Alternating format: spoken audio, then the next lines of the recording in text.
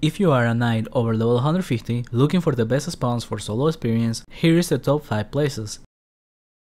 Be aware that this is a compilation video. Most of the spawns I will show here, I have already tried myself and made dedicated videos for each of them. So for simplicity's sake, this is a ranking of them based off experience with the same character. And the ranking should be pretty much the same even for lower skills character. With that aside, let's now start with number 5. The War Cave of Edron. This spawn is located in Edron and is mostly haunted by mages, but because of the addition of the ranged SRS for knights at level 150, it became possible to hunt here, and is a fairly good alternative, making around 1.55 to 1.6k raw experience, and even making close to 100k of profit per hunt. The one downside is that decent skills are more important here than the other spawns, since the creatures in here lower the skills and low skills will feel even worse. Plus it is a very popular spawn for mages, so it might be hard to get. But in those cases, there is also the Last Sanctum or Greenbelt, where you will make less experience but will most likely be available. Now moving on to number 4, we have the Drefia Elder Worms. This spawn is located in Russia, and it was also ranked number 1 for my video for level 130s.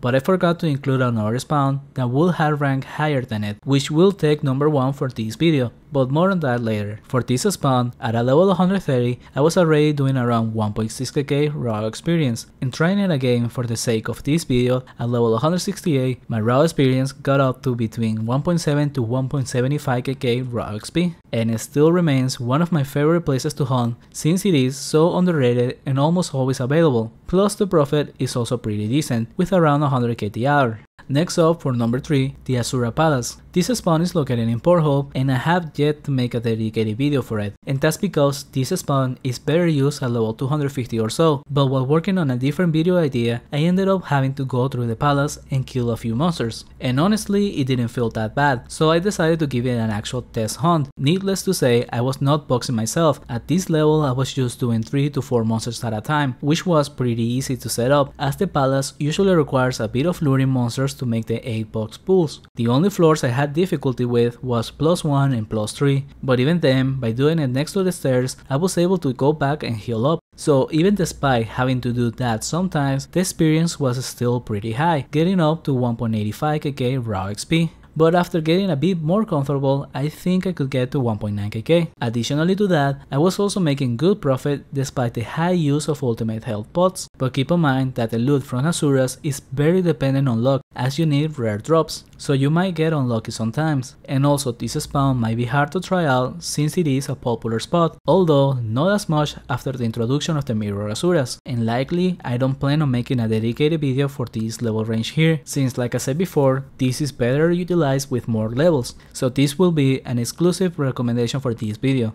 Now moving on to number 2, the Barkless Cults. This spawn is located in Abandoned and is part of the Cults of Tibia quest. You don't need to bother with the full quest, but it will be necessary to do some missions for access to different areas in this spawn. If you want more detailed information on that, please check out the dedicated video for it. This spawn I first tried at level 154 and it was pretty hard but doable, and at that point I was doing 1.9kk raw experience, but with a bit more levels it gets slightly easier and the XP gets closer to 2kk. Because of the high experience, it's often recommended for solo knights and it is mostly hunted by knights. Mages would struggle too much, and for paladins I think they will need more levels. However, it comes with a big downside to it, which is that it is pure waste. They don't drop anything of value, so you can't make any money back when hunting here. That makes the spawn somewhat less contested, as not everyone is willing to hunt here because of that, but if all you care about is experience, then it's one of the top choices. And that leaves the best spawn for this level range, the Ravenous Lava Lurkers.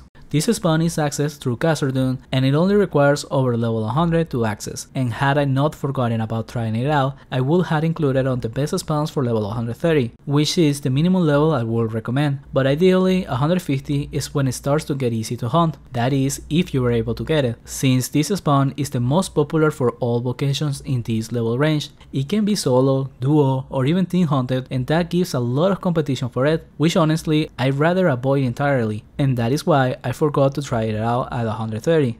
It's not a spawn I recommend to hunt at all, not only because of how contested it can get, but also because just like the Barkless, this spawn is also pure waste, so I would rather hunt different places than here. But I had to acknowledge that the experience is just that good. At a level 142, I was making over 1.9kk raw experience, getting close to the 2kk, which would be doable with just a few levels higher, although I believe there is a cap of around the 2kk raw XP for these spawns, since it is pretty small. And that's all I got for this video. Please do check any of their dedicated videos for more information about them. And if you want even more places to check out, I have a playlist for hunting places as solo nights. Thank you for watching, and a special thanks to Tuna Hero, Elber, and Torte Slasher for supporting the channel.